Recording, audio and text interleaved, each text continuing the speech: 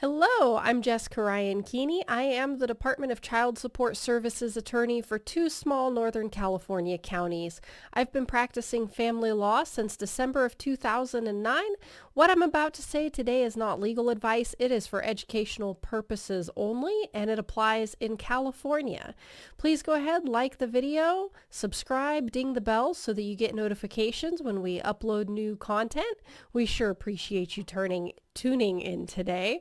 So today we're going to discuss serving a motion before a judgment. And so this is governed by California Code of Civil Procedure Section 1005 and 1013. And so typically a motion before a judgment is served by mail, although it can be served personally.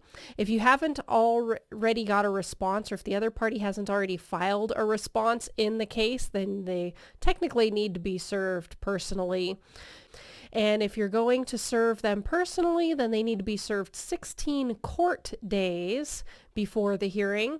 That doesn't include weekends and it doesn't include holidays. That includes only to the days that the court is open. So you may need to pull up the court calendar for your area that your hearing is going to be in and see what days the court is closed, if there are any holidays in that period between the time you're going to serve the document and the date of the hearing. Now, if you're going to serve by mail within the state of California, then you need to serve that document 16 court days plus 5 calendar days before the hearing. And if you're going to serve it outside of California, then you need to serve it 16 court days plus 10 calendar days before the hearing. Who do you need to serve it on? You need to serve it on the other party or their attorney if they have one. And you need to serve it at the address that you were given in the court documents that they filed.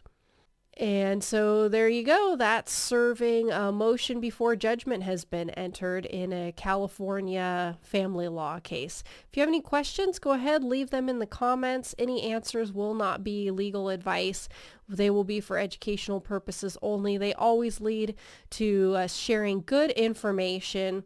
Oh yeah, links to where you can find the law and the citation of the law that I mentioned, that's California Code of Civil Procedure Section 1005 and 1013. Those will be in the description, so you don't need to rewind the video and scribble that down. You can just go look in the description and find that. We sure appreciate you tuning in. Be sure to like the video, subscribe, ding the bell so that you get notifications when we upload future content. And if you would like to see a video on anything in particular, go ahead, leave that in the comments too. No guarantees that we will do such a video, but we do get good ideas from your suggestions. Thank you so much.